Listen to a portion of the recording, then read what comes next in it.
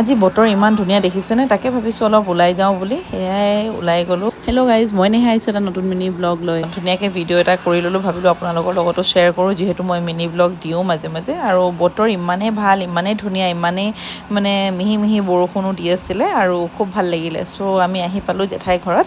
তাৰপিছত দেখিছেনে, মোক বেটিয়ে দেখালে এনেকৈ সৰু কদুৱে ঘৰ বনাইছে, তাকেই ভিডিঅ' কৰি ল'লোঁ আপোনালোককো দেখাওঁ বুলি। তাৰপিছত এই দুজনী কথা পতাই ষ্টাৰ্ট, আৰু ভিতৰত সোমালোঁ। জেঠাই তেতিয়া গা ধুই আছিলে, সেইকাৰণে জেঠাই নাই। আৰু এইফালে আহি পাই পেকেট এটা পালোঁ মানহাৰ, আৰু তাইৰ যি বস্তু থাকে মই সেইটো খাই লওঁ, সেইকাৰণে এইটো খাই দিলোঁ, দেখিছেনে। তাৰপিছত আহি পাই কাপোৰ চাপোৰ সলাই ভাবিলোঁ অকণমান খেলি লওঁ বুলি ইহঁতৰ লগত ঊনো খেলিলোঁ। তাৰপিছত এইফালে ঊনো হাৰি তাই একেবাৰে কান্দা চুৰু। তাৰপিছত জেঠাই বনাইছিলে একদম ধুনীয়া চাটনি, সেইখিনি খাই একেবাৰে মোৰ এনেকুৱা জ্বলা লাগিলে যে ক'বলেই বাকী নাই। সেইখিনি খাই বৈ আৰু অলপ ৰেষ্ট ল'লোঁ। তাৰপিছত জেঠাই বনালে গধূলিৰ কাৰণে ইভিনিং নাস্তা, আৰু তেওঁ বহুত ধুনীয়া এটা টেকনিক শিকাই দিলে আজি, আৰু সেইটো হৈছে পটপুৰি সদায় এনেকৈ বেলি সদায় অকণমান টাৱাত সেকি ল'ব লাগে, তেতিয়া তেলত দিলে তেল কম খায়। চ' আজি এইটো এটা হেক গম পালোঁ মই।